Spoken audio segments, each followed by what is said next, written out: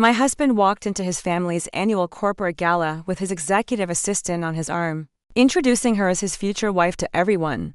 30 minutes later, he was staring at acquisition papers, his face drained of all color. The look in his eyes when he realized I now own majority shares in his family's company.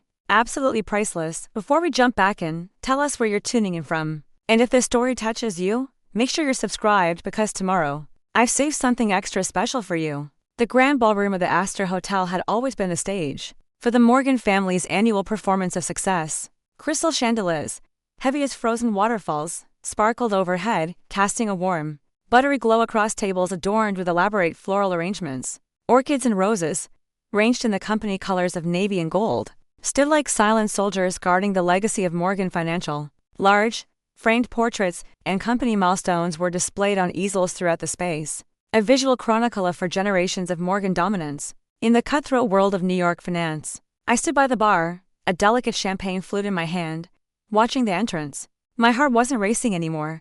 That frantic, panicked phase had passed weeks ago. The night I discovered the truth, it had felt like a physical blow, a shattering of something deep inside me. But what emerged from the wreckage was not grief, but a strange, chilling calm. It was the kind of calm that comes when you've executed a plan so meticulously, so flawlessly, that the outcome is all but guaranteed. The outcome was a foregone conclusion. All that was left was the performance. "Victoria, darling, you look stunning tonight."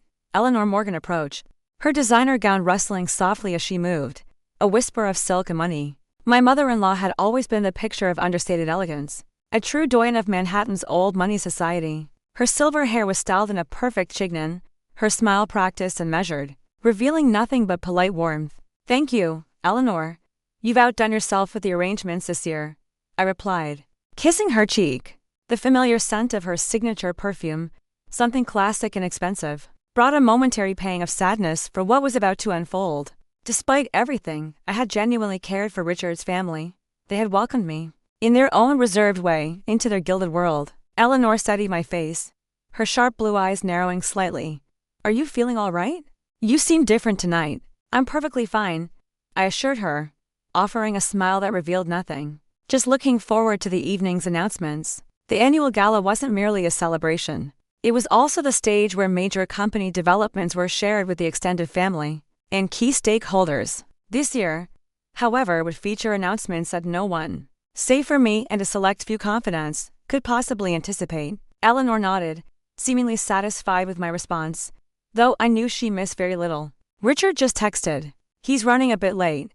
Something about finalizing details for his presentation." She glanced at her watch, a delicate diamond-encrusted piece that probably cost more than my first car. "He should be here any minute." "I'm sure he will," I said, my voice steady, betraying none of the bitter irony I felt. I knew exactly why my husband was late and what details he was finalizing. The details of my public humiliation. As Eleanor moved away to greet other guests, a wave of familiar faces passed by. Board members, investors, family friends. All of them saw me as Victoria Morgan, Richard's supportive, Ivy League-educated wife who had gracefully stepped back from her own promising career in venture capital to help him climb the Morgan corporate ladder. They saw the perfect hostess, the elegant accessory. They had no idea who I really was. They had no idea what I was capable of. I caught sight of my brother-in-law, James, watching me from across the room. Unlike the rest of the Morgan clan, James had always seemed to see beyond the carefully cultivated image I presented. He was quieter than Richard, more observant, with an analyst's mind that missed nothing. He approached now, to fresh champagne flutes in hand, navigating the crowded room with an easy grace. "You look like someone who could use another drink," he said, offering me one of the glasses. "Is it that obvious?" I accepted the champagne, appreciating his perceptiveness. "Only to someone who knows what to look for." James leaned against the bar beside me, his tailored tuxedo a perfect match to his brother's. Yet he wore it with a relaxed confidence that Richard always lacked. Richard wore his clothes like a costume. James simply wore them. Richard called me earlier. He sounded excited. Said tonight would be transformative for the company. I took a slow sip, letting the cool bubbles rest on my tongue before swallowing. The taste was crisp, clean, like the clarity that had settled over me. "It certainly will be," I replied, my voice even. James studied me for a moment, his expression shifting from casual curiosity to genuine concern.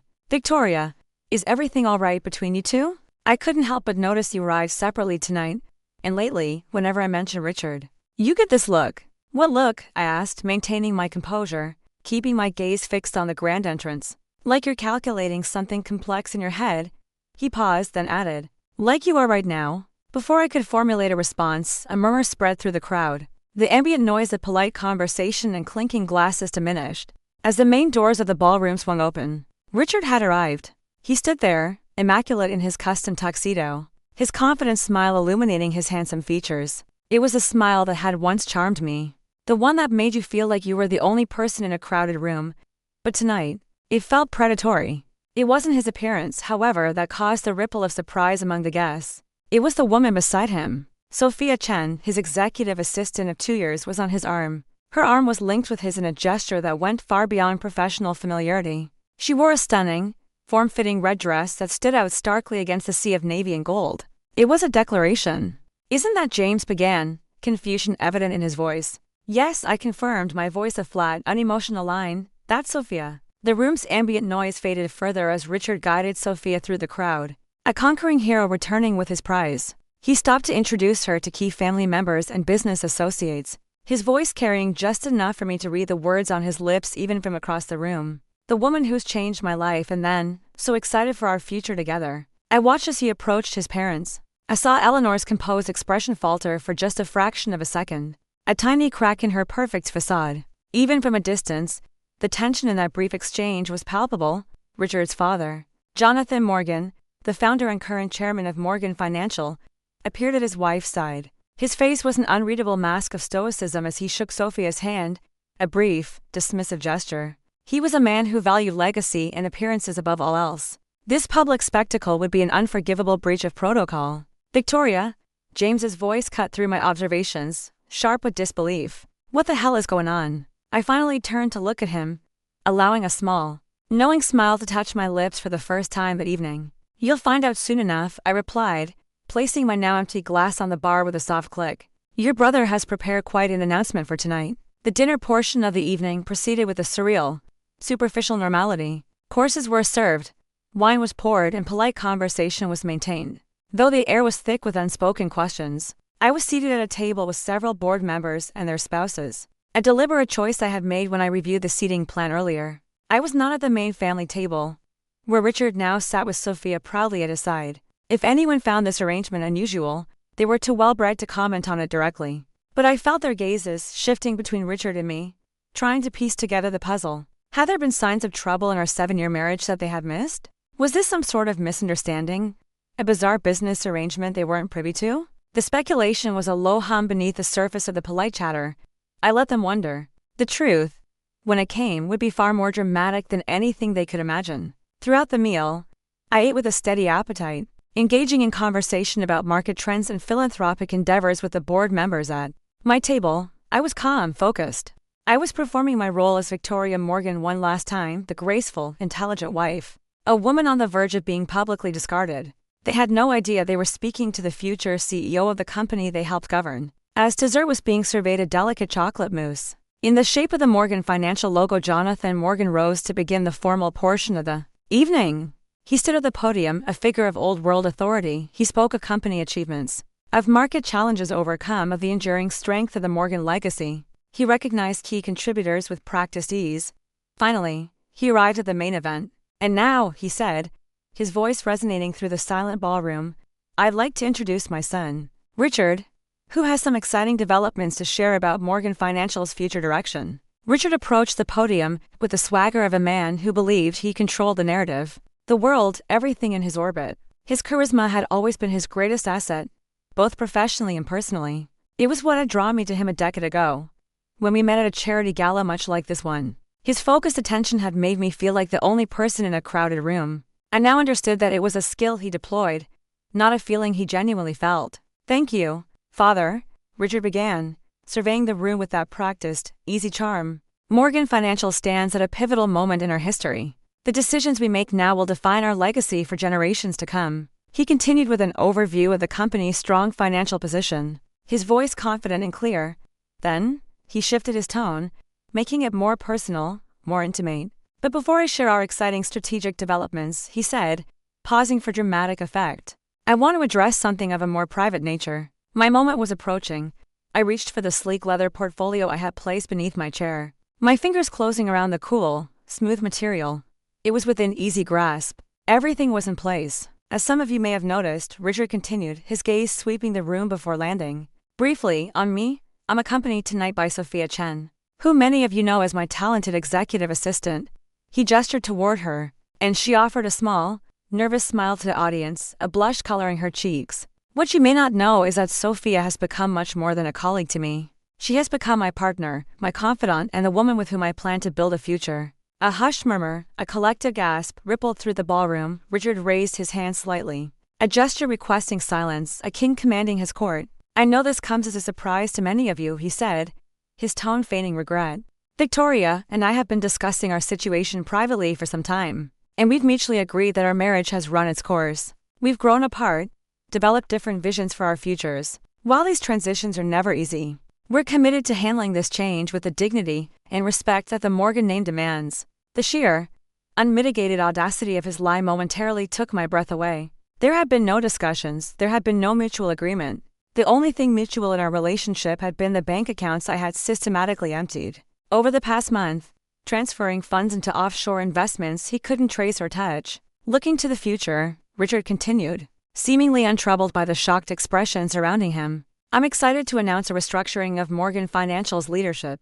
With my father stepping into an advisory role, I will assume the position of CEO, with a bold new vision to expand our Asia-Pacific operations, a strategic direction that Sophia, with her international expertise, has been instrumental in developing. He was nearly finished, laying out his carefully constructed version of reality. My pulse remained steady, my breathing even. I was ready. So, while tonight marks a personal transition in my life, Richard concluded, his voice swelling with false sincerity, it also heralds an exciting new chapter for Morgan Financial. I appreciate your understanding and continued support as we embrace these changes. He raised his champagne glass to new beginnings. A scattered, uncertain response followed. A few glasses were raised, but most people just exchanged uncomfortable glances in the awkward, heavy silence that followed. I rose from my seat.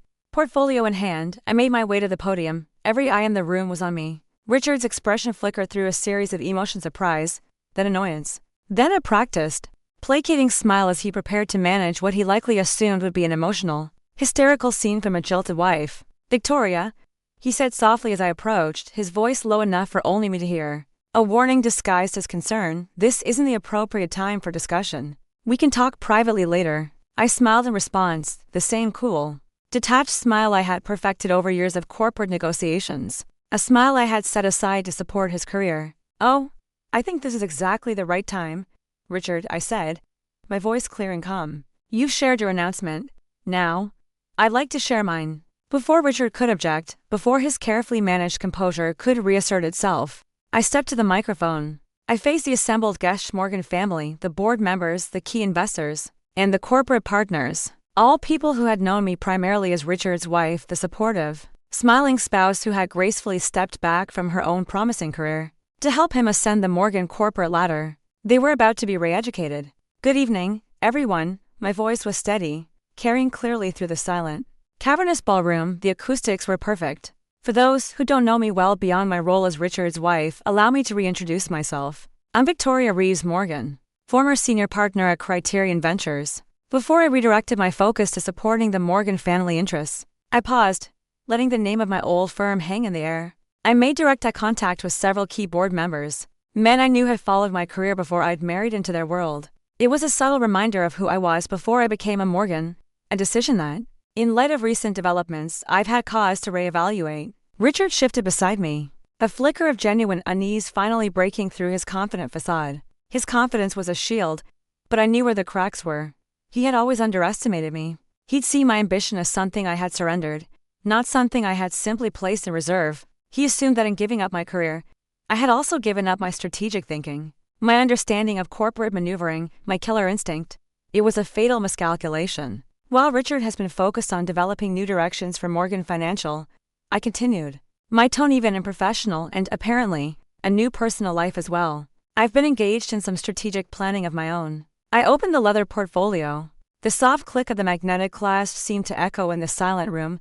I removed a single, thick document, its pages bound by a navy blue cover. I slid it across the polished surface of the podium toward Richard. His eyes followed the movement, his expression shifting from confusion to disbelief as he registered the title on the cover page. Certificate of Majority Shareholder Morgan Financial Holdings. As of 4:30 this afternoon, I continued, my voice gaining strength, projecting to every corner of the room. I have acquired controlling interest in Morgan Financial. This was achieved through a series of strategic stock purchases from private shareholders and various family members seeking liquidity. Gasps and sharp, indrawn breaths erupted throughout the room. The low murmur of shock grew into a wave of frantic whispering. I held up a hand, not requesting silence but commanding it, and to my surprise, they fell silent. The documentation before you, Richard, I said, turning to him, which your family's lawyers have already verified, confirms my 53% ownership stake in the company. While you were planning tonight's announcement of your ascension to CEO, I was finalizing the details that make that position mine to fill. I turned back to the stunned audience, my gaze sweeping across their disbelieving faces. I saw Jonathan, his face a mask of stone, but his eyes were blazing with a cold fury. I saw Eleanor, her hand pressed to her mouth, her perfect composure finally shattered. And I saw James, a slow, almost imperceptible smile spreading across his face. Effective immediately, I announced, my voice ringing with an authority no one in that room had ever heard from me before. I will be assuming the role of Chief Executive Officer of Morgan Financial. A restructured board of directors will be announced next week. The color drained from Richard's face. He stared at the acquisition documents, his hands trembling slightly as he frantically flipped through the pages, as if searching for some loophole, some mistake, some clause that would invalidate the impossible reality unfolding before him.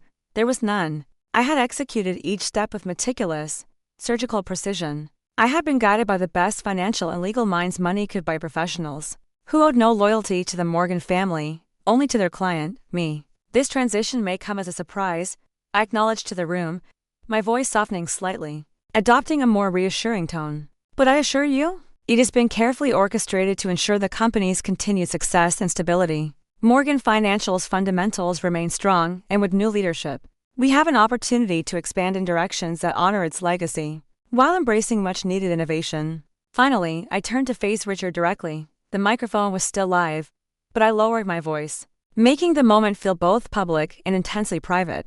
You announced the end of our marriage tonight without the courtesy of a prior discussion. You sought to define the terms of my departure from your life in front of everyone we know. I leaned in closer. Consider this my response. Not as your wife, but as your new boss. The silence that followed was absolute.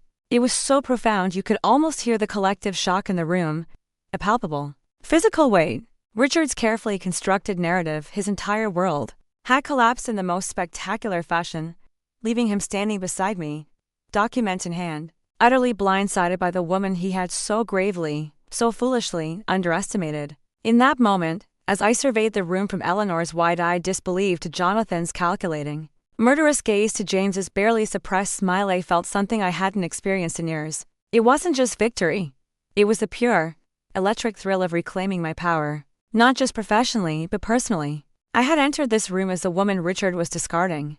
I would leave it as the woman who controlled his family's century-old legacy. I turned back to the stunned, silent audience, a renewed sense of purpose coursing through me. I straightened my shoulders and addressed them one last time. Now then, I said, my voice crisp and clear, shall we discuss the future of Morgan Financial? The first 72 hours after a corporate takeover follow a predictable pattern: shock, resistance, then strategic recalibration. The human dynamics, however, are far messier, especially when family relationships and betrayed marriages are thrown into the volatile mix. I navigated these turbulent waters with the same calculated precision that had guided my acquisition of Morgan Financial. As the gala disintegrated into a maelstrom of stunned conversations and urgent, hushed phone calls, Richard finally found his voice. It was not the confident, charming voice of the man who had stood at the podium just minutes before. It was the hissing, venomous whisper of a cornered animal. "This is impossible," he hissed, gripping my arm as I attempted to step away from the podium. His fingers dug into my skin. "How could you possibly secure enough shares my father would never sell to you?" "Your father didn't," I replied, gently but firmly removing his hand from my arm. His touch felt alien now. "But your cousins, Michael and Sarah, were quite eager to liquidate their inherited stakes for the right price, as were your Uncle William's children after his passing last year. You've been so focused on the central branch of the Morgan family, Richard, the one that holds the power, that you overlooked the disgruntled relatives on the periphery, the ones with significant equity but no real influence." The dawning comprehension in his eyes, the slow, horrified recognition of his own arrogance confirmed what I had suspected all along. His hubris had created blind spots, vulnerabilities that made my entire maneuver possible. While he had been cultivating relationships with board members and industry partners, I had been quietly connecting with the overlooked, resentful family shareholders. I offered them what they wanted most, a way out at a premium. Jonathan Morgan approached us then, his composed, patrician exterior barely containing the furnace of fury raging within. "Victoria," he said, his voice low and dangerous, "I believe we need to discuss this privately now." He gestured toward his private office, a wood-paneled sanctuary down the hall from the ballroom, the space where smaller, more sensitive business discussions occurred during these grand events. It was the inner sanctum. "Of course, Jonathan, I'd be happy to review the details with you," I said. My tone polite and accommodating, I turned to the still stunned audience. "Please, everyone, enjoy the remainder of the evening. The dessert is truly exceptional. I'll be making a formal announcement about our exciting new direction next week." As I followed Jonathan toward his office, a triumphant general following a vanquished king, I caught a glimpse of Sophia. She was standing awkwardly near the family table, a scarlet stain in a sea of navy and gold. Her moment of triumph, just minutes ago, had curdled into confusion and uncertainty. She looked lost. As I watched, James approached her, offering what appeared to be a sympathetic word in a steadying hand, guiding her away from the prying eyes. Despite everything, I couldn't help but feel a flicker of empathy for her. She, too, had been a pawn in Richard's game, albeit a willing one. She had gambled on a future with a powerful man, and she had just lost spectacularly. Jonathan's office was a shrine to Morgan's success. Framed awards, photographs with political figures, the original, handwritten document establishing the company in 1923. It was a room designed to intimidate, to remind visitors of the weight of history and power they were contending with. Richard followed us in, closing the door with unnecessary force, the sound echoing the shattering of his world. "Explain yourself," Jonathan demanded as soon as we were private, all pretense of civility abandoned. I took a seat in one of the plush leather chairs across from his massive mahogany desk, uninvited. I opened my portfolio once more, a lawyer laying out her case. "The situation is quite straightforward, Jonathan. Over the past 4 months, I've systematically acquired shares from family members who were eager to convert their non-voting equity into cash. Combined with the shares Richard gifted me on our 5th anniversary, purposefully assuming I would never exercise their voting rights independently, have secured a controlling interest. It's all perfectly legal, your own lawyers can confirm that." "This is corporate theft," Richard interjected, pacing the room like a caged tiger. "You've manipulated my family. You used our marriage to plot this coup." The accusation was so rife with hypocrisy, so utterly devoid of self-awareness, that I couldn't suppress a short, sharp laugh. It was a sound he'd never heard from me before. "Planning to end our marriage, Richard, is that what you think I was doing?" I leaned forward, my voice dropping, becoming as cold and sharp as a shard of ice. "I found the prenuptial agreement you had drawn up for Sophia 3 weeks ago, the one that detailed how my assets would be protected from her, should your new union fail. I found the lease agreement for the penthouse apartment you secured for her 6 months ago. And most importantly," I turned my gaze to Jonathan, "I found the offshore account you've been funneling company funds into for over a year." I paused, letting the words sink in. "Funds, by the way, that I've already traced and restored to the corporate accounts." Jonathan's gaze, which had been fixed on me with raw fury, shifted to his son. Something new entered his expression. A cold, hard calculation was replacing the anger. "You've been embezzling." "It's not embezzlement," Richard protested, his voice rising in panic. It was strategic compensation structuring, for tax purposes. "Without board approval?" I asked innocently. "Without documentation. Directly into a Cayman account under a shell corporation whose initials just happened to match. Sophia Chen's? The forensic accountants I hired found it in a matter of days." "Richard, you're brilliant. But you're also sloppy." Jonathan sank into his chair behind the desk, suddenly looking every one of his 72 years. The weight of the Morgan legacy seemed to press down on him. "Do you have evidence of this?"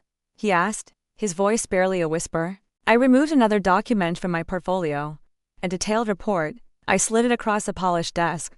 Complete transaction records, account details, and the legal opinion from a top financial crimes firm confirming that it constitutes embezzlement under both state and federal statutes. The room fell silent as Jonathan reviewed the materials. The only sound was the rustle of paper and Richard's ragged breathing. His confident facade had completely crumbled, replaced by a pale, terrified desperation I'd never seen before. He hadn't just lost his family's company. He was now, for the first time in his privileged life, facing the very real possibility of criminal charges. The Morgan name, the shield that had protected him his entire life, was no longer his to wield. It was mine. Jonathan's face was ashen as he set the report down. The neatly printed pages, filled with account numbers and transaction dates, lay on the mahogany desk between us like a death sentence. He didn't look at Richard. He looked at me, his eyes holding a new, grudging respect born of sheer terror. He was no longer looking at his daughter-in-law. He was looking at a formidable adversary who held the fate of his family and his life's work in her hands. "Your position is clear," Jonathan finally said, his voice flat, devoid of the fury that had animated him just moments before. He was a pragmatist, a survivor. He knew when a battle was lost. "What do you want?" It was the question I had been waiting for. The moment when the emotional chaos of the evening could finally crystallize into the cold, hard logic of a negotiation. This was the language I understood. This was the terrain where I was strongest. "I want what I've always wanted, Jonathan," I replied, my voice calm and measured. "To build something meaningful. Morgan Financial has tremendous potential that has been limited by outdated thinking, excessive caution," and I glanced at Richard, who had stopped his frantic pacing and was now staring at me with a mixture of hatred and fear. "Reckless, self-serving leadership." "And Richard?" Jonathan asked, his gaze still fixed on me, refusing to look at his son. "That depends entirely on him," I said, turning my attention back to my husband. "I have no interest in pursuing criminal charges, or in airing the family's dirty laundry for the delight of the Wall Street Journal. That would be unseemly and bad for business." I let a small, cold smile touch my lips. "However, that leniency is contingent on two things: the full and immediate restoration of any and all misappropriated funds, and his complete and quiet separation from the company." "You can't just erase me," Richard interjected, desperation creeping into his voice, making it shrill. "This is my family, my name is on the building." "The Morgan name became my name when we married," I finished for him, my voice soft but unyielding. "A name you were so eager to have me shed tonight. Unless, of course, you prefer I revert to Victoria Reeves while running your family's company. I suspect that would make the press coverage even more interesting." The calculated brutality of my response wasn't born from simple vindictiveness. Though the satisfaction was undeniable, it was born from necessity. Richard respected nothing except power. Not vows, not loyalty, not even basic honesty. Power was the only language he fully understood, and I needed to speak it fluently. Over the next 2 hours in that quiet, wood-paneled office, we negotiated the terms of surrender. The air was thick with the ghost of a failed marriage and the birth of a new corporate dynasty. Richard, for the most part, was silent, a broken man watching his future being dismantled piece by piece. The negotiation was really between me and Jonathan, two strategists reshaping a kingdom. The framework we established was simple and brutal. Richard would resign, effective immediately, officially for personal reasons. He would receive a modest severance package, stipulated in our prenuptial agreement, but would have no ongoing role, no advisory position, no connection to the company whatsoever. Jonathan would remain as chairman emeritus for a period of 2 years, a figurehead to facilitate client relationships and ensure a smooth transition.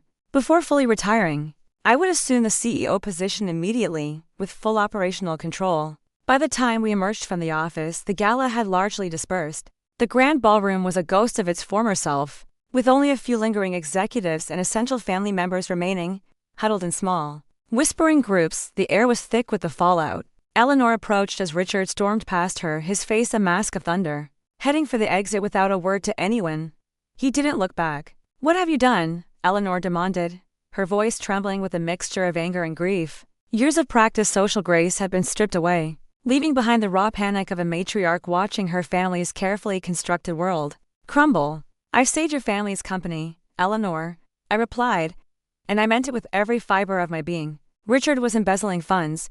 He was making reckless, ego-driven decisions. He was preparing to take Morgan Financial in directions that would have destroyed its foundation and exposed all of you to catastrophic liability. You may not believe that now, but the evidence will become clear in the coming weeks. Eleanor stared at me, her face a canvas of conflicting emotions. Decades of being the Morgan family matriarch were evident in her rigid posture, her refusal to break down in public. "You are part of this family." "No," I corrected her, gently but firmly. "I was adjacent to this family." "There's a significant difference." A difference that became increasingly clear each time Richard's indiscretions were quietly managed by the family's fixers, each time my contributions to strategy discussions were minimized or dismissed. Each time I was expected to sacrifice my own ambitions for the Morgan legacy. without ever truly being considered a part of it. Something shifted in Eleanor's expression. It wasn't acceptance, not yet, but it was perhaps the first glimmer of recognition. As the wife of a powerful man who had built his empire in an era when women were expected to support rather than lead, she understood more than she would ever acknowledge aloud. She knew the sacrifices, she knew the compromises. "You'll regret this," she said finally, though her tone lacked conviction. It was a reflexive defense, the last bastion of a world that no longer existed. "I don't believe I will," I replied, "but I do regret that it came to this, despite everything. I care about this company and the people who depend on it. My actions tonight weren't solely about Richard's betrayal. They were about protecting something worth preserving." As Eleanor walked away, joining her husband, who was now giving quiet instructions to his own assistant, James approached. He was holding a glass of amber liquid whiskey. "You might need this," he said, his expression unreadable as he handed it to me. "It's been quite an evening." I accepted the drink, the heavy crystal feeling solid and real in my hand. I took a small sip of the expensive scotch. The burn was welcome. "Are you here to defend the family honor as well?" I asked, my voice tired. James considered the question, swirling his own drink thoughtfully. "I'm trying to decide if you're the villain or the hero of this particular story." "Why choose?" I replied, a ghost of a smile touching my lips. "The most interesting characters are usually a bit of both." A genuine smile briefly crossed his face, reaching his eyes. "You know, I always told Richard he underestimated you. From the moment you joined those strategy discussions 3 years ago, and immediately identified the flaws in our Asia expansion plan."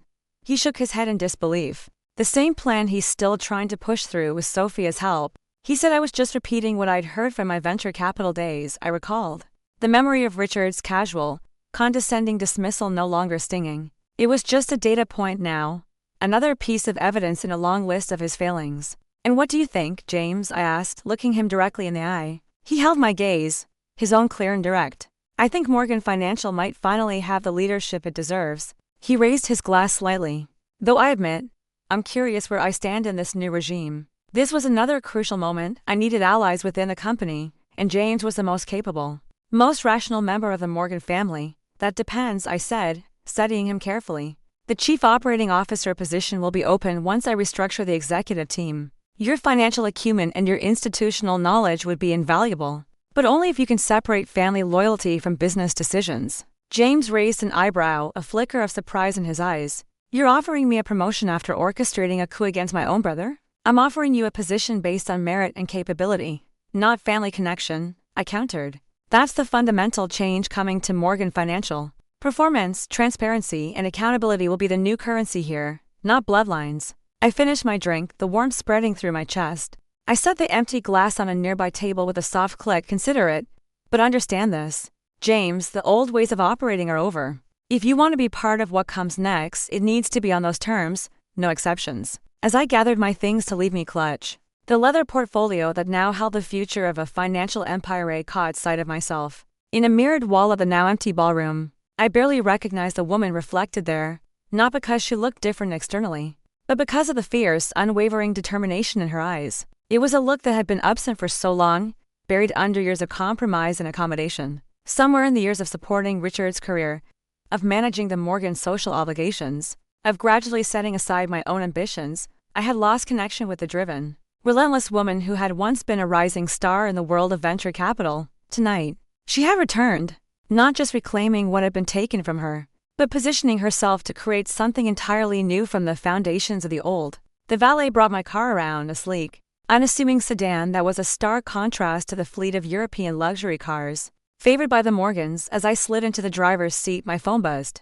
It was a text from my former mentor at Criterion Ventures, Diane Winters. The message was short and to the point. "Just heard rumors from the Morgan Gala. Call me when you can. If even half of what I'm hearing is true, we have a lot to discuss." News traveled fast in financial circles. By morning, the business press would be scrambling to piece together the dramatic, unprecedented reshuffling at one of the city's oldest financial institutions. The narrative would be shaped by whoever controlled it first. As I drove toward the downtown apartment I had quietly leased 2 weeks earlier, anticipating the need for a clean break from the cold, opulent home Richard and I had shared, I began mentally drafting the press release. The release that would introduce the world to the new Morgan Financial, and to its unexpected new CEO. This was never just about revenge for a betrayed wife, though the sweet, sharp satisfaction of it couldn't be denied. It was about reclaiming my professional identity. It was about transforming a painful, humiliating ending into a powerful, strategic beginning. It was about creating the opportunity I had been waiting for without even fully recognizing it. Sometimes, the most devastating personal blows create the openings for our greatest professional triumphs. While Richard had been planning his exit from our marriage, I had been architecting my entrance onto a stage I had long been qualified to command. Tomorrow would bring a firestorm, resistant board members, nervous clients, family backlash. But tonight, driving through the glittering, indifferent streets of the city that housed the financial empire now under my control, I allowed myself to fully embrace a simple, powerful truth. The woman Richard had dismissed as a suitable, decorative corporate wife had just become his most formidable adversary, and unlike him, I had no intention of losing.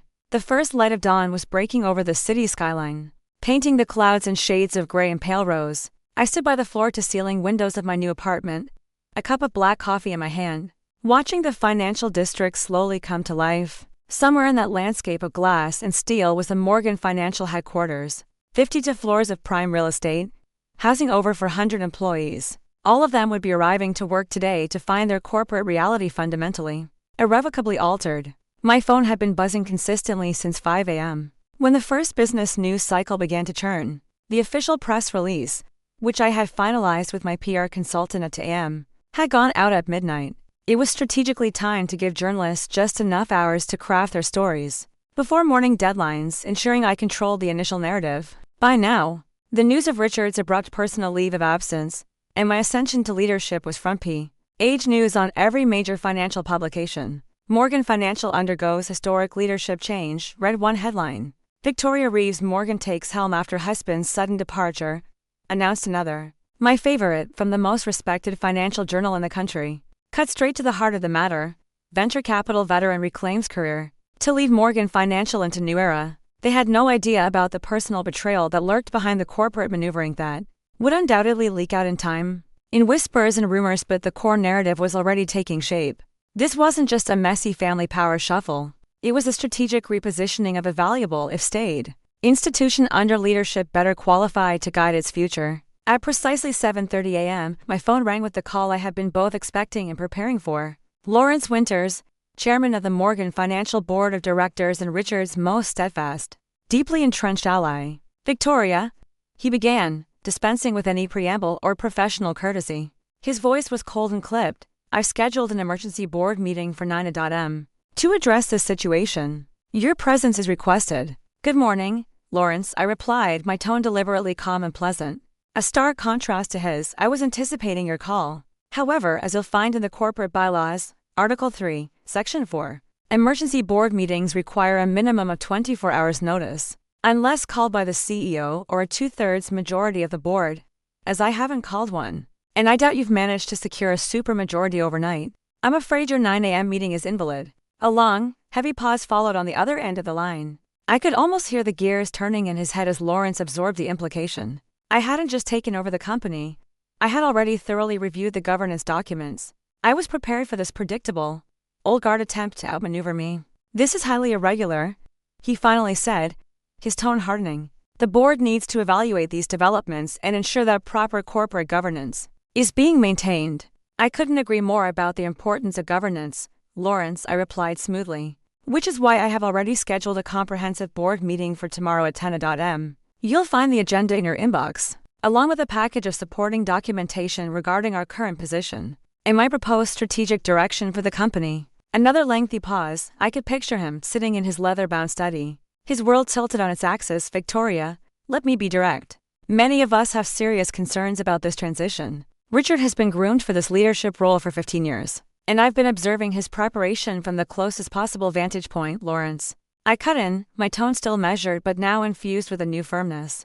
I am intimately familiar with both his capabilities and his limitations. I understand your concerns. Tomorrow's meeting will address them comprehensively. Until then, I suggest you and the other board members review the financial documentation I provided. You might find the sections regarding certain irregularities in fund allocation to be particularly enlightening, irregularities that my team has already identified and corrected. The implication was clear.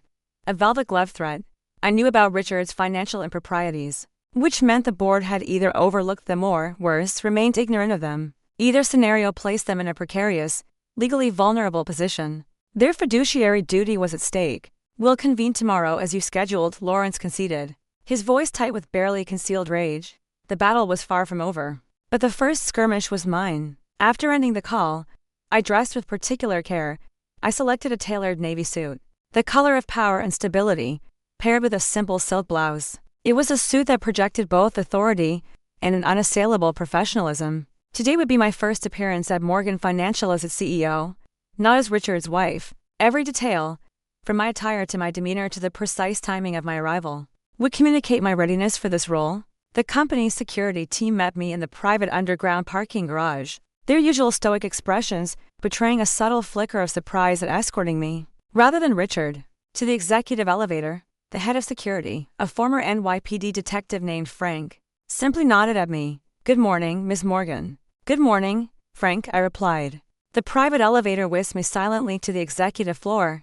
When the doors opened, Marcus, who had been Richard's executive assistant and was now, by default, mine, was waiting. He was a young, impeccably organized man who had always treated me with a quiet, formal respect. "Good morning, Ms. Reeves Morgan," Marcus greeted me, his professionalism a small island of calm in what must have been a confusing and chaotic morning for him. "I've prepared the briefing materials for your 8:30 meeting with the executive leadership team. The communications department has also drafted some talking points for your all-staff message." "Thank you, Marcus," I replied, genuinely appreciative of his composure. "And please, continue to call me Victoria. One thing that won't change around here is my preference for direct communication." He nodded, a flicker of relief in his eyes, and fell into step beside me as we moved toward the executive suite. The air on the floor was thick with a tense, electric silence. People at their desks looked up as I passed, their faces a mixture of curiosity, apprehension, and shock. "The team is assembled in the main conference room," Marcus informed me in a low voice. "All department heads are present except for Mr. Adler, our CFO. He's calling in from London." "And what's the mood?" I asked, pausing for a moment before we reached the heavy glass doors of the conference room. Marcus considered the question carefully, a sign of his own intelligence, uncertain, curious. "Some apprehension, certainly, but also, I would say, anticipation. Many of them have questions about the direction Richard was taking the company. They're waiting to see what comes next." "Understandable," I acknowledge. "Change brings uncertainty even when it's necessary." I took a deep breath, straightened my shoulders, and pushed open the doors. As I entered the conference room, 8 pairs of eyes turned toward me. This was the senior leadership team, the operational heart of Morgan Financial, the people who had operated under Richard's direction for years. Some I knew well from social functions and the occasional strategy meeting Richard had permitted me to attend. Others I had deliberately cultivated quiet relationships with over the years, recognizing their potential value long before I had ever formulated my acquisition plan. "Good morning," I began, taking the seat at the head of the long, polished table, the seat that had always been Richard's domain. "I appreciate you all assembling on such short notice. I recognize that today's transition comes as a surprise, and that you all have questions about what this means for Morgan Financial, and for your department specifically." Alexander Reynolds, the chief investment officer and the person with the longest tenure in the room, spoke first. He was a brilliant, prickly man who had been Jonathan's right hand for decades before mentoring Richard. "With all due respect, Victoria, surprise is an understatement. Many of us have dedicated our entire careers to this company, under the understanding that its leadership would follow a specific, long-established succession plan." "I understand that, Alexander," I replied, my voice calm and even. I met his skeptical gaze without flinching, and plans change when circumstances demand it. "The succession strategy you're referring to was predicated on leadership that prioritized this company's stability and long-term growth. Recent decisions and actions necessitated an intervention." I opened the folder Marcus had prepared for me. Inside were financial summaries, highlighting specific irregularities in a clear, concise format. I had Marcus distribute copies to everyone at the table. "These reports detail a number of concerning patterns that have emerged over the past 18 months, I explained, letting them read for themselves. "Unauthorized fund transfers, investment decisions made without proper risk assessment, a decreasing level of transparency in the management of key client accounts. These aren't just administrative concerns. They are potential regulatory violations that could threaten the company's reputation and its very standing in the industry." The room fell silent as the implications of what they were reading became clear. These were experienced professionals. They understood the gravity of the documents in front of them. "Why bring this to us now, rather than directly to the board?" asked Diana Mercer, the sharp and savvy chief marketing officer, The board will receive a comprehensive briefing at our meeting tomorrow, I assured her. But you are the operational heart of this company. Your departments implement the strategies and serve our clients directly. You deserve to understand the circumstances that necessitated this change, and to hear directly from me about our path forward. Over the next hour, I laid out my vision. It wasn't a radical departure from the company's established strengths, but an evolution.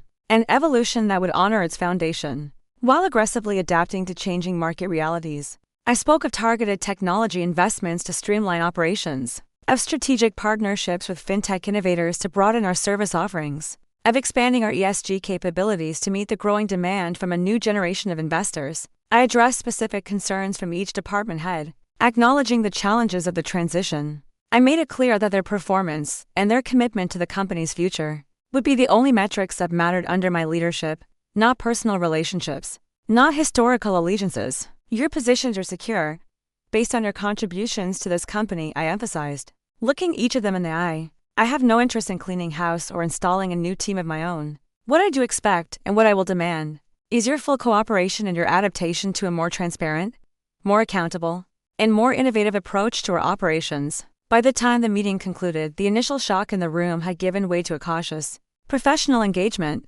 These were smart, experienced people who had navigated corporate transitions before, though perhaps never one quite so dramatic. While complete buy-in would take time, and I knew some would remain skeptical, I had successfully established the tone for my leadership, direct, informed, and relentlessly focused on the company's long-term health, not on personal vendettas. As the team filed out, ready to disseminate the new reality to their respective departments, James Morgan, who had attended not as a family member but in his role as Chief Strategy Officer, lingered behind. Impressive, he said. Once we were alone, he leaned against the doorframe, his arms crossed. You've clearly been preparing for this moment for some time. Not in the way you might think, I replied, gathering my papers. I've been observing and learning since the day I set aside my own career to support Richards. Not with the intention of taking over, but with an ingrained habit of analyzing systems and identifying both their strengths and their vulnerabilities. And when did that analysis, he asked, his voice genuinely curious rather than accusatory, become a takeover strategy? I considered the question, remembering the exact moment my perspective had shifted from that of a supportive, concerned wife to a strategic, determined opponent. 3 months ago, I said, my voice hardening at the memory, when I found documentation of Richard's plan to force a board vote on acquiring a struggling Asian finance company, a company that Sophia's family just happened to have significant, undisclosed interests in.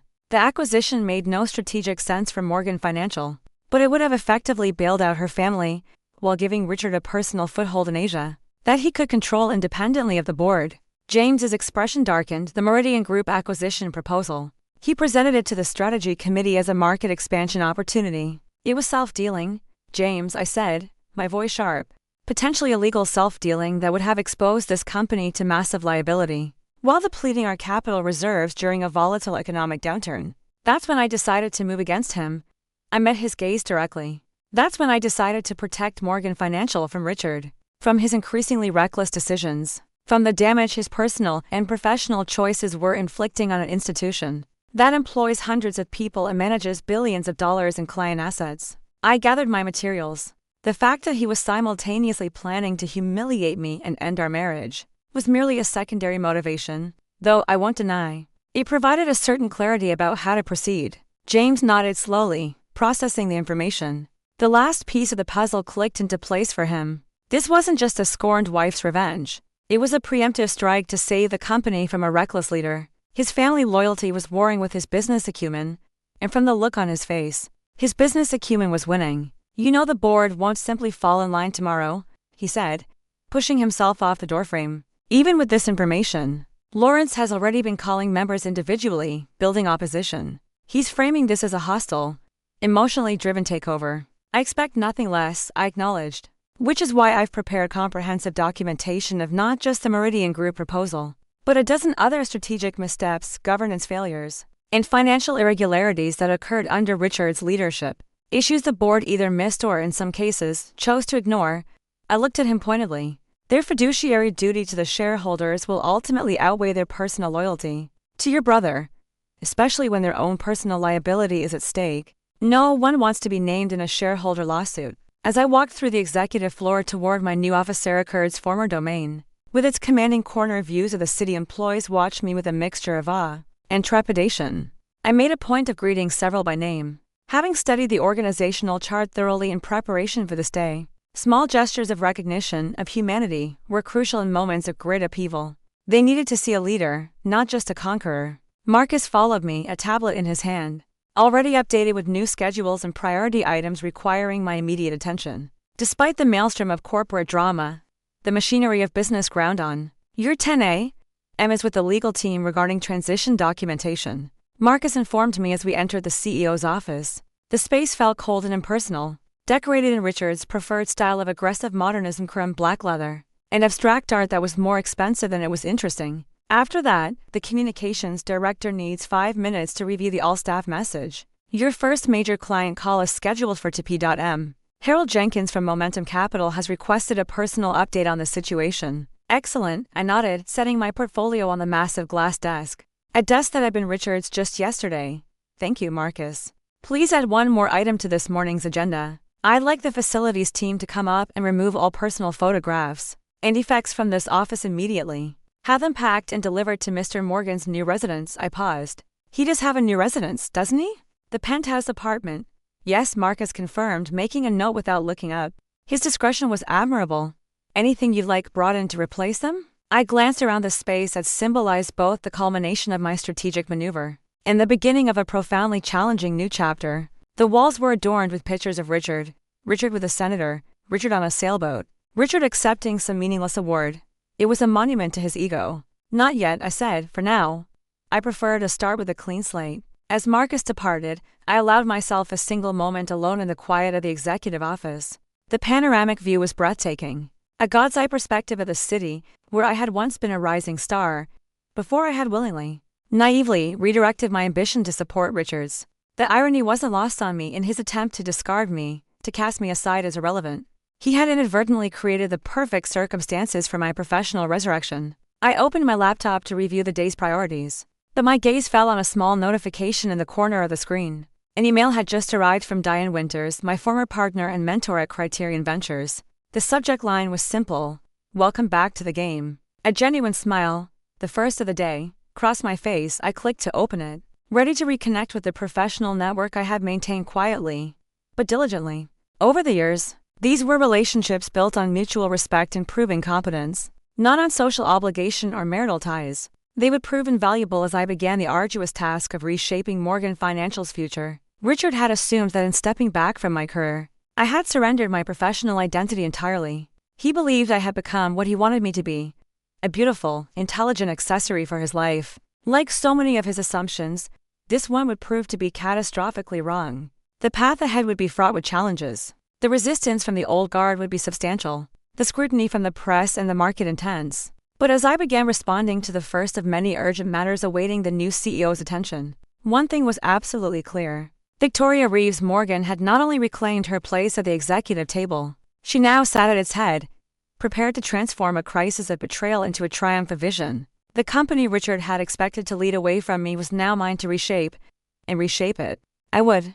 The boardroom at Morgan Financial was a temple to corporate power. It had witnessed decades of pivotal decisions that had shaped the company's trajectory. Decisions made almost exclusively by generations of Morgan men.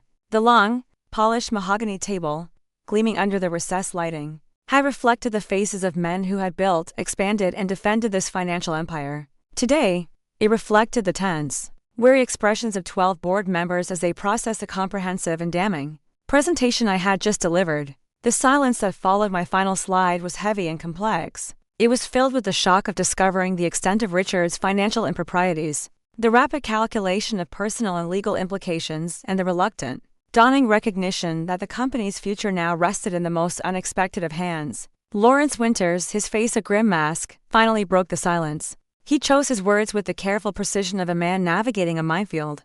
These allegations against Richard are deeply troubling, Victoria, if they are accurate. They're not allegations, Lawrence, I corrected him firmly, my voice echoing slightly in the quiet room. They are documented transactions, with supporting evidence provided by our own internal systems. The independent external audit I've already commissioned will further verify these findings. But the pattern of behavior is irrefutable. Margaret Chen, one of only 2 women on the board and a highly respected former financial regulator, leaned forward, her sharp, intelligent eyes were fixed on me. The Meridian Group acquisition proposal. You're suggesting Richard deliberately, and with forethought, concealed material conflicts of interest from this board? The documentation speaks for itself, Margaret, I replied, turning to address her directly. Sophia Chen's family holds significant, undisclosed interests in several Meridian subsidiaries that would have been substantially revalued following an acquisition by a firm of our size. None of these connections were disclosed in the proposal Richard presented to the strategy committee, or to this board. If the SEC were to investigate, Margaret began, her voice trailing off as the full implications settled heavily around the table. Precisely, I interjected, seizing the opening. Which is why I have already instructed our legal team to prepare a voluntary disclosure. Transparency and immediate, decisive remediation are our best and indeed our only protections against severe regulatory consequences. We need to get ahead of the story, not react to it. The threat was no longer veiled, it was a stark, unavoidable reality. These weren't merely internal governance matters anymore. They were potential, indictable regulatory violations that could threaten not just the company's license to operate, but the personal fortunes and reputations of the board members themselves. Their duty was no longer to the Morgan family, but to self-preservation. Arthur Pembroke, the longest-serving director on the board and a contemporary of Jonathan Morgan, cleared his throat. He was a relic of a bygone era, a man who believed in handshakes and dynasties. You have certainly presented compelling evidence of some concerning patterns, Victoria. What remains less clear is why you, specifically, should be the one to address them. It was the question I had anticipated, the core of their resistance. It wasn't about whether the company needed new leadership, but why that leadership should come from Richard's soon-to-be ex-wife, an outsider who had seized power in a palace coup, rather than from the established, predictable succession pipeline. A fair question, Arthur, I acknowledged, turning to face him. I had to dismantle his argument with logic, not emotion. 3 years ago, before I set aside my career at Criterion Ventures to support Richard's advancement, I led the successful turnarounds of two major financial firms, Lancaster Capital and Meridian Trust. Both were companies similar in size and complexity to Morgan Financial, and both were facing significant internal and market challenges. I paused, letting the names of the firms register. Their successful restructurings were well known in the industry. My strategies, which focused on aggressive technology adoption, operational streamlining, and strategic market repositioning, increased their valuations by 32% and 41%, respectively, within 18 months. I let the concrete metrics sink in. This was the language this room respected above all others: numbers, performance, results. Beyond my professional qualifications, however, I bring something equally valuable to this table: an insider's understanding of this company's operations, coupled with an outsider's unclouded perspective on its potential. For 7 years, I have observed Morgan Financial's strengths and its vulnerabilities from a unique vantage point, uninhibited by the institutional inertia and the "that's how we've always done it" mentality that often constrains long-standing leadership teams. Several board members exchanged glances. Their expressions were shifting subtly from hostility to a more calculating consideration. I wasn't making an emotional appeal for their support. I was making a data-driven business case. And finally, I continued, pressing my advantage as a controlling shareholder. My interests are now inextricably aligned with the long-term health and success of this company. My commitment transcends quarterly metrics or short-term gains. I am not looking to extract value or position this company for a quick acquisition. I am committed to building sustainable, generational growth that honors the company's legacy while aggressively adapting to the realities of the evolving market. Margaret Chen nodded almost imperceptibly, the first clear sign of a potential alliance. As a former regulator, she understood the value of a leader who was focused on long-term stability and compliance. Her opinion carried significant weight with the other, more independent members of the board. You've outlined Richard's missteps comprehensively, she noted, her tone analytical. What I'm more interested in now is your vision for Morgan Financial's future. Assuming we accept your leadership and that remains under discussion, what direction would you take this company? This was the opening, the pivot from Richard's failures to my strategic vision. I signaled to Marcus, who was standing discreetly by the door. He moved forward and distributed a new set of bound presentation packages to each board member. Morgan Financial's foundation remains strong, I began, my voice filled with a new energy. The passion of a builder, not a destroyer. But its approach has grown increasingly outdated in a financial landscape that has been utterly transformed by technology, by new asset classes, and by evolving client expectations.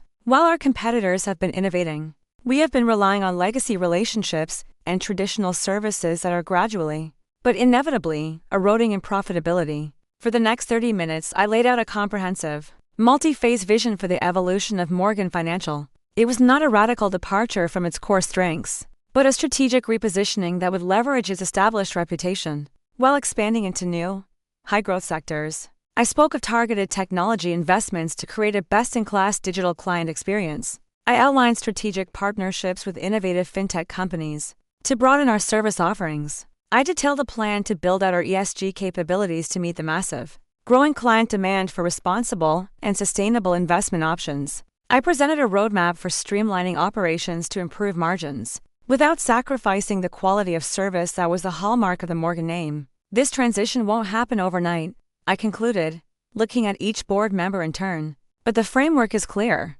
Morgan Financial can either evolve deliberately, under thoughtful, strategic leadership, or it can continue its slow, genteel decline while our more agile competitors capture the future of financial services. The choice, ultimately, is yours. Lawrence Winters, still skeptical but noticeably less hostile than at the start of the meeting, leaned back in his high-back leather chair. He steepled his fingers, a classic power pose, but his eyes betrayed a new level of serious consideration. These proposals are aggressive. Victoria, they require significant capital allocation and will cause substantial operational disruption. The disruption, I countered immediately, will be substantially less costly than the regulatory penalties and market devaluation that would result from continuing on our current path. The initial capital outlay is significant, yes, but the projected return on investment, which is detailed on page 27 of your packages, shows a full recovery by the third quarter of next year. This will be followed by a projected 20% increase in year-over-year growth, a rate we haven't seen in over a decade. I met his gaze directly. The greatest risk we face right now, Lawrence, is not the risk of change. It's the risk of inaction. The discussion that followed was rigorous, technical, and exactly what I had prepared for. It was a grilling, but I was ready. They peppered me with questions about capital requirements, staffing implications, client retention strategies, and the competitive landscape.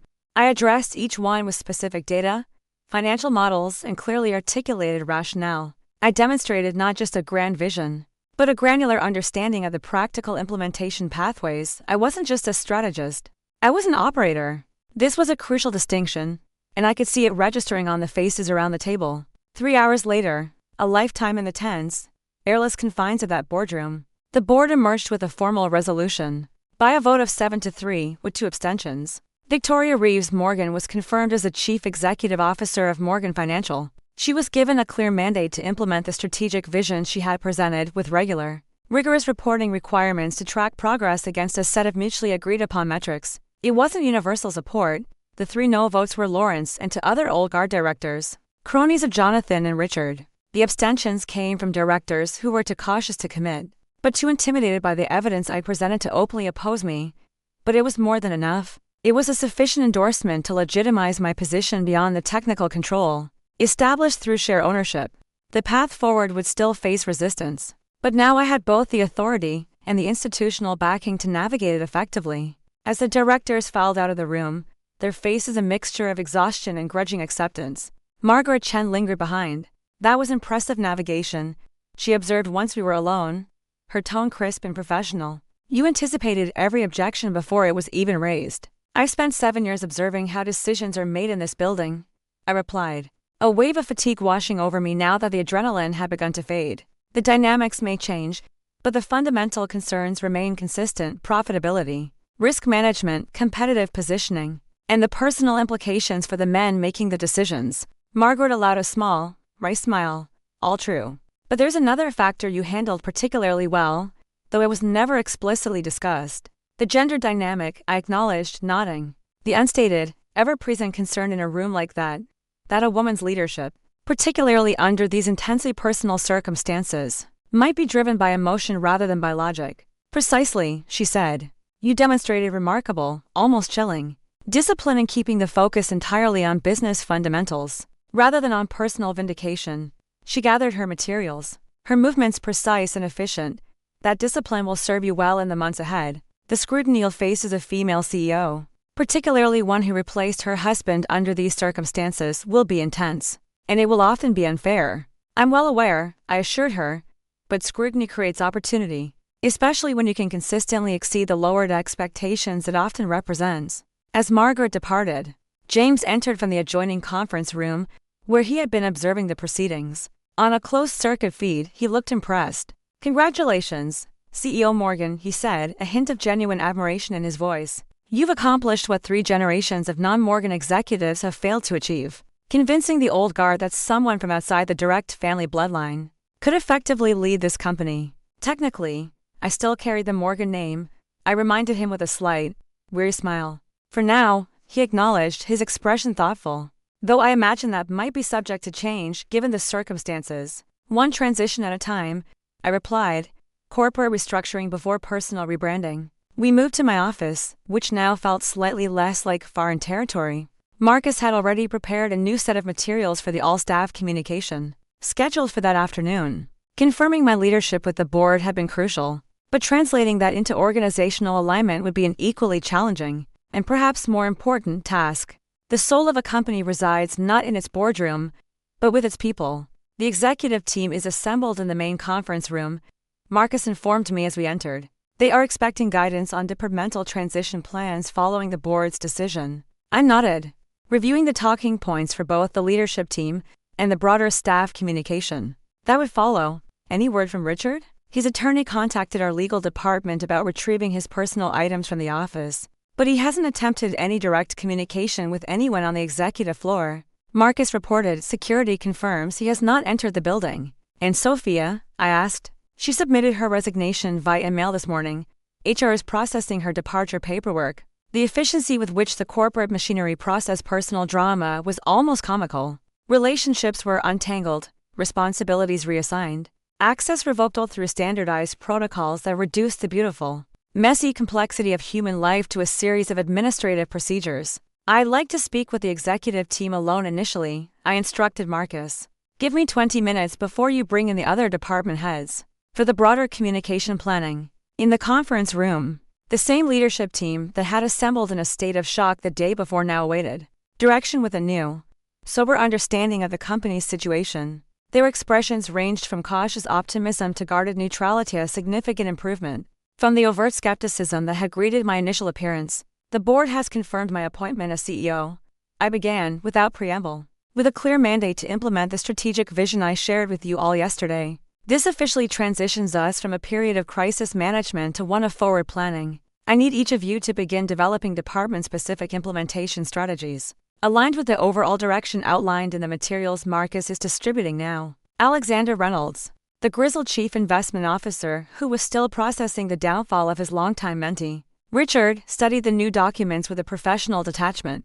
"These growth projections are ambitious, Victoria, especially given the current market conditions. They're achievable with the right structural changes and strategic focus," I countered. Meeting his gaze, "Your investment team has been consistently outperforming market benchmarks for years, even while hobbled by outdated risk parameters and legacy technology. Imagine what you could accomplish with the resources and the flexibility outlined in Section 3. A spark of genuine interest flickered across Alexander's face as he turned to the reference section. Similar reactions spread around the table as each executive discovered specific opportunities relevant to their domains, expansions they had long advocated for but Richard had rejected, modernizations they had proposed but had been denied the resources to implement, strategic pivots they had recognized as necessary, but had been unable to push through the layers of established resistance. "I have reviewed the strategic recommendations that each of you has submitted over the past 18 months, I explained, letting them know I had done my homework. "Many of your best ideas were dismissed,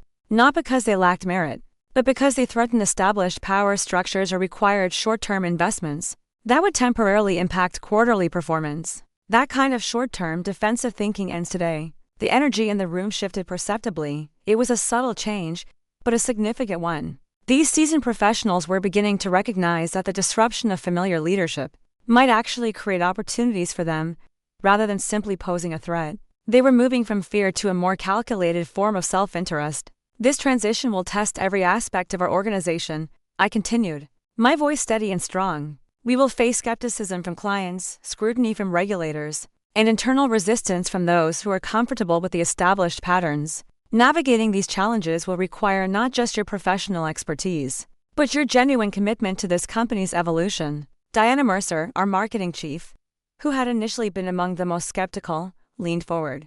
The messaging challenge is substantial. We need to reassure clients about continuity, while simultaneously communicating a message of meaningful change. Exactly, I agreed. We are not abandoning the foundation of Morgan Financial. We are building upon it. Our heritage remains a valuable asset, but it can no longer be our primary value proposition in a market that is being fundamentally transformed. We must sell the future, not just the past. For the next hour, we engaged in a dynamic, productive session, outlining departmental priorities and communication strategies. We established clear expectations and immediate action items. By the time the wider group of department heads joined for the broader organizational planning session, the core executive team had aligned around a consistent narrative and a unified approach. They were not aligned through coercion or fear, but through a dawning recognition of genuine opportunity in what had initially appeared to be a catastrophic disruption. As the expanded meeting concluded and leaders dispersed to implement the initial transition plans, James lingered once again. There was a new look in his iceless curiosity, more a deep, analytical respect. "You're building momentum quickly," he observed, his voice a low murmur in the now quiet conference room. "Faster than I expected." "Organizational change is about addressing fundamental human questions," I replied, stacking my papers into a neat pile. "Can I trust this new leader? Will this transition threaten my position or what matters to me? Does this new direction offer something better than what came before?" If you can answer those questions effectively and honestly, resistance naturally diminishes. "Is that what you learned in your venture capital days?" he asked. "The human psychology of corporate transition?" "That," I said, pausing at the door, "and watching your brother systematically undermine any talent he perceived as a potential threat, while elevating those who merely reinforced his own perspective. Sometimes negative examples provide the most valuable lessons about leadership." James nodded thoughtfully. "And what about the family dynamics? The personal side of this transition?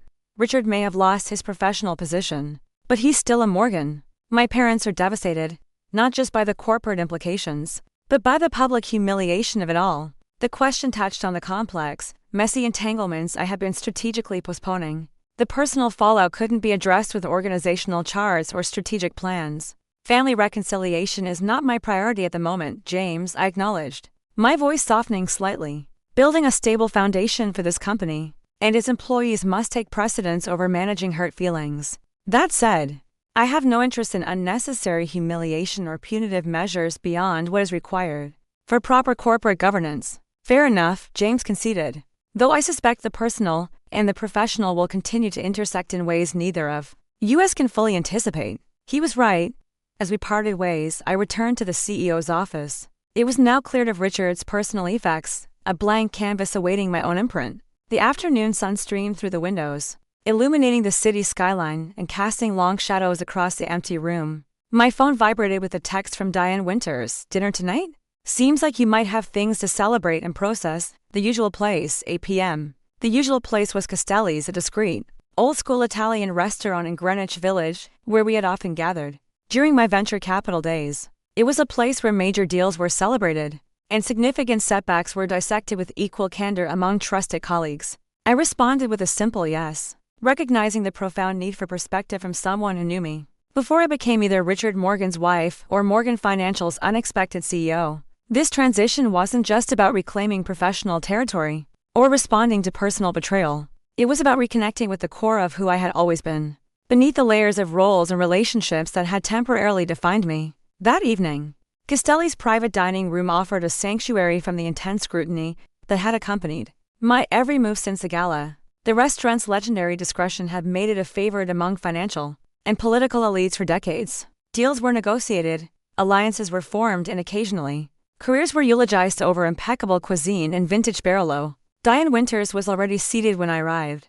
Her characteristic punctuality was as unchanged as her formidable intelligence. As the founder of Criterion Ventures and my former mentor, she has shaped not just my professional skills, but my fundamental understanding of how power operates in the world of high-stakes finance. Now in her early 60s, with her silver hair styled in an elegant, modern cut, Diane remained one of the few people whose opinion I genuinely, deeply valued. "Victoria," she rose to embrace me, a warm but brief gesture. She studied my face with a sharp perceptiveness that had made her one of the most feared negotiators on the West Coast. "You look exhausted but energized." It's the particular combination that comes from achieving something significant, while knowing the hardest work still lies ahead. I smiled, a real smile. feeling some of the tension in my shoulders released for the first time in days. An accurate assessment, as usual. A discreet server poured me a glass of champagne from a waiting bottle. I ordered the tasting menu. Diane continued as we sat. I figured you probably haven't eaten a proper meal in days. And having to make a decision about food would be one decision too many. For your already taxed executive function. Thank you, I acknowledged, a wave of gratitude washing over me. I was suddenly aware of the profound physical toll the past 48 hours had taken.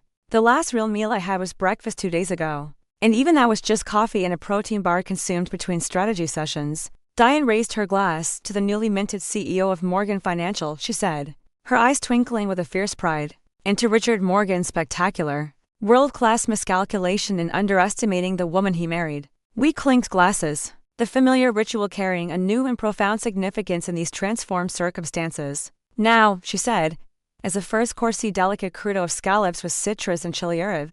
Beyond the public narrative and the corporate messaging, tell me what's really happening. Not the CEO's assessment, Victoria's. The invitation to speak freely. To set aside the careful calculations that had governed my every word and action since the gala. Release something I had been holding rigidly in check. For the next 20 minutes, the unfiltered reality poured out of me. The shock of discovering the depth of Richard's betrayal. The cold fury that had crystallized into strategic action. The surreal complexity of navigating an organization where personal and professional loyalties were hopelessly, toxically entangled. Diane listened without interruption, her expression betraying neither judgment nor surprise. She had seen it all before in different forms in different boardrooms. When I finished, she took a slow sip of her wine and nodded thoughtfully. You've handled the initial phase brilliantly, she observed. The board confirmation was particularly impressive. They had every personal incentive to resist your leadership. Yet you converted enough of them to secure your position. But you know as well as I do that this is just the first battle. In what will be a protracted campaign, the honeymoon period, if you can even call it that, will be brief. I know, I agreed. Once the initial shock subsides, the resistance will organize more effectively. Lawrence Winters is already quietly connecting with institutional investors, expressing grave concerns about the stability of the transition. Expected and manageable, Diane replied dismissively. What's your timeline for demonstrating initial results? Results substantial enough to quiet the skeptics. 90 days for organizational stabilization and the implementation of preliminary strategic initiatives. 6 months for meaningful operational improvements and cost savings to show up in our financials. 12 months for a level of financial performance that definitively validates the new direction. She nodded approvingly, ambitious, but realistic in the personal dimensions. The Morgan family isn't known for gracefully accepting defeat. This was the aspect I had been least willing to examine closely. The complex, emotional consequences that extended beyond corporate governance. Jonathan has maintained public silence, which suggests he's taking time to assess his options rather than reflexively opposing me. Eleanor is predictably horrified, though her primary social connections are with Morgan's major clients, which creates an interesting deterrent to any open hostility. And Richard himself appears to be strategically retreating, likely on the advice of his lawyers, rather than mounting an immediate counteroffensive. And you? Diane asked, her gaze penetrating, cutting through the layers of professional analysis. Not the CEO, not the strategist, but you. The woman whose husband publicly humiliated her while attempting to dismantle her life. How are you processing their reality, amid everything else? The question pierced the very defenses I had constructed precisely to avoid such an examination. How was I processing the raw, personal betrayal that had catalyzed these monumental professional developments? The truth was complicated and not entirely flattering. I've compartmentalized it, I admitted, my voice dropping. I've channeled the emotional response with anger, the Hertinto strategic action. The professional challenges provide a convenient justification to postpone processing the personal implications. A common and highly effective short-term approach, Diane acknowledged. But eventually, those compartments break down. And when they do, it's better to be prepared than to be blindsided. She was right. Of course, the emergency phase of the corporate transition provided a temporary, welcome shelter from the emotional reckoning. But that protection wouldn't last indefinitely. At some point, the personal dimensions would demand attention. Beyond strategic calculation and corporate maneuvering, what would you suggest? I asked, genuinely seeking guidance from the one person I knew had navigated her own share of professional and personal crucibles. Integration, not separation, she replied without a moment's hesitation. The narrative that you've reclaimed your professional identity in response to personal betrayal is powerful, and it's largely accurate. But it becomes problematic if it positions your leadership as primarily reactive response to Richard's actions, rather than a proactive expression of your own vision and capabilities. Her insight struck me with the force of a physical blow. I had been so focused on securing operational control, on winning the battle, that I hadn't fully considered how the circumstances of my ascension might frame the long-term perception of my leadership. You're suggesting I need to shift the narrative, I observed, the pieces clicking into place in my mind. From a story of reaction to Richard's betrayal, to a story of proactive vision for Morgan Financial. Exactly, Diane confirmed. The transition can be the catalyst, but it cannot remain the defining context of your tenure. Your leadership needs to establish its own foundation, independent of the circumstances that created the opportunity. You are not the woman who took her husband's company. You are the leader who is transforming a legacy institution for a new era. The first is a story about the past, the second is a story about the future. As our conversation continued through the subsequent courses of our meal, Diane offered perspectives that only someone with both intimate knowledge of my capabilities and a critical distance from the situation could provide. She identified potential blind spots in my strategic planning, suggested subtle approaches to building crucial alliances on the board, and recommended specific methods for balancing the all-consuming demands of organizational transformation with the non-negotiable necessity of personal resilience. The next 30 days are critical, she emphasized as Tessera light. Airy panic hot arrived. You need to secure some early, tangible wins. Wins that demonstrate value beyond merely correcting Richard's mistakes. Identify one or two high-impact initiatives that clearly establish your distinctive vision, rather than simply repairing his damage. I nodded, my mind already cataloging possibilities. Projects that had been conceptualized but never implemented. Opportunities that had been identified but never pursued. Innovations that had been considered but deemed too divergent from the company's established conservative patterns. This was where I could make my mark. What about you? I asked, shifting the focus from my situation to hers. Criterion is thriving under your continued leadership. Any thoughts of your own transition? Diane smiled, a knowing, subtle expression. She recognized the deflection but allowed it. As a matter of fact, yes. I've been developing a succession plan that would transition operational leadership to my senior team, while I move into a more strategic advisory role. The timing wasn't certain, but recent developments might just accelerate my timeline. Recent developments, I inquired, my curiosity piqued by the hint of something significant beneath her casual reference. Morgan Financial will need a reconstituted board, she replied, her gaze direct.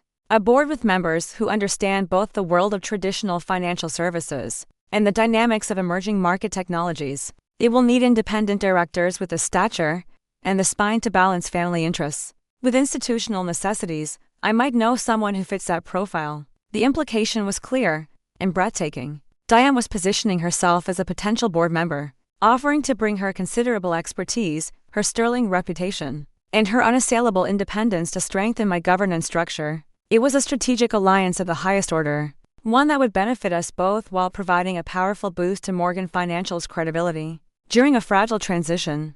That's a fascinating possibility, I acknowledged, careful not to leap too quickly at an opportunity that, despite its obvious advantages, would need to navigate the proper governance channels. The nominating committee would certainly find such experience to be extremely valuable. Let's allow that possibility to develop organically, she suggested with characteristic subtlety.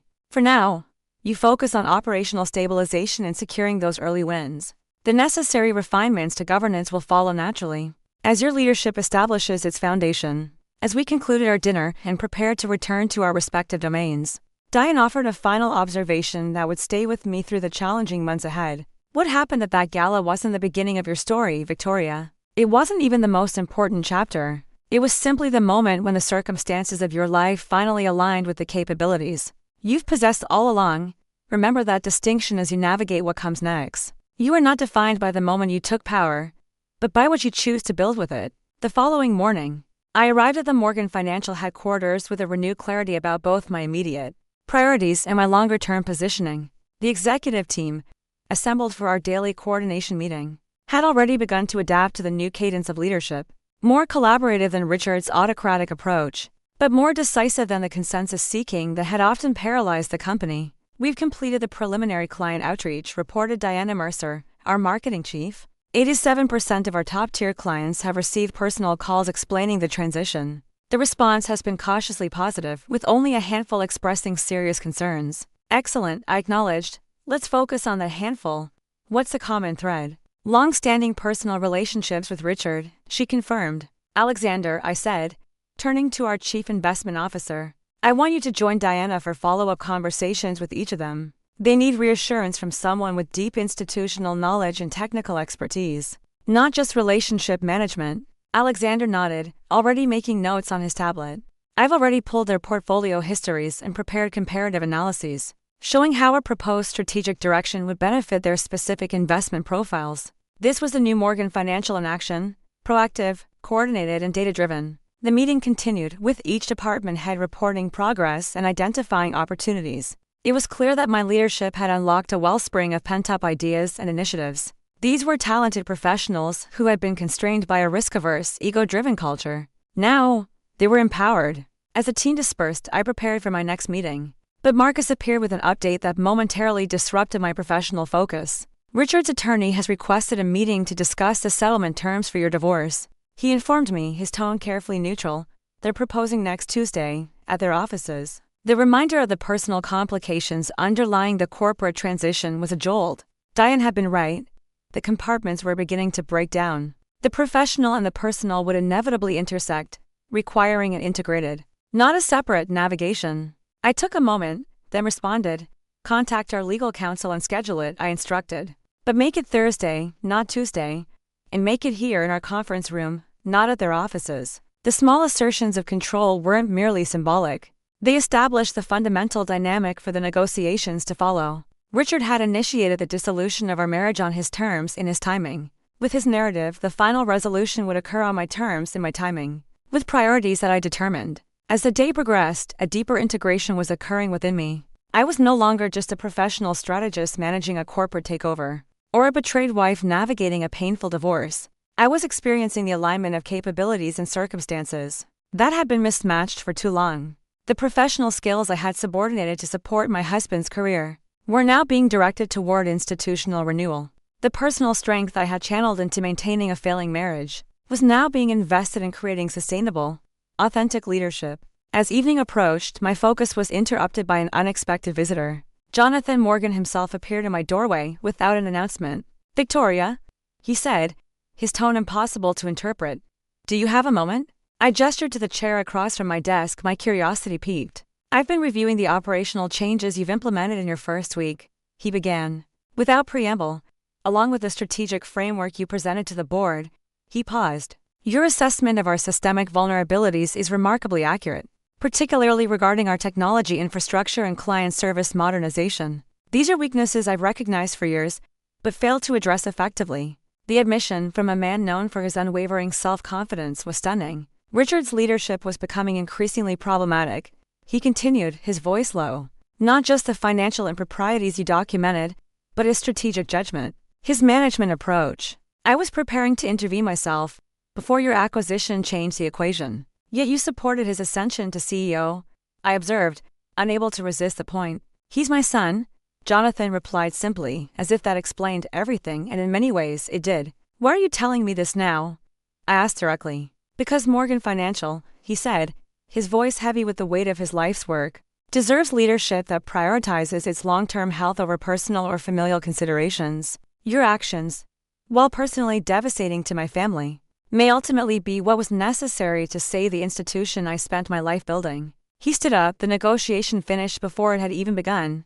I'm not offering you friendship or forgiveness, he clarified, but I am offering you something you will need in the months ahead. My public support for your leadership, not enthusiasm, but an explicit acknowledgement that this change, while painful, represents a necessary evolution for this company. The offer was a game changer. His qualified endorsement would significantly accelerate our transition, neutralizing pockets of resistance that might otherwise have festered. As he moved toward the door, he paused and turned back, an observation bridging the professional and the personal. You would have made a formidable Morgan, he said, a note of regret in his voice. Had circumstances been different, I believe I already have, I replied, meeting his gaze, just not in the way any of us anticipated. A hint of grudging respect flickered across his face before he departed, leaving me to consider the implications of our unexpected alliance. The company Richard had expected to lead away from me was now being reshaped according to a vision that honored its foundations while embracing its future. 1 year later, I stood in that same office, looking out at the glittering Manhattan skyline. The room was different now. The cold, modern furniture had been replaced with warmer, more inviting pieces. The walls were adorned not with pictures of me, but with bold, contemporary art and framed architectural renderings of the company's new technology campus, which was set to break ground next month. Morgan Financial was thriving. Our stock price was up 40%. We had successfully launched to new investment platforms, and were leading the market in the ESG-focused asset management. The business journals that had once reported on our dramatic leadership change now wrote glowing articles about our visionary turnaround. My phone buzzed. It was a message from James. Q3 numbers are in, we beat projections again. Dinner to celebrate?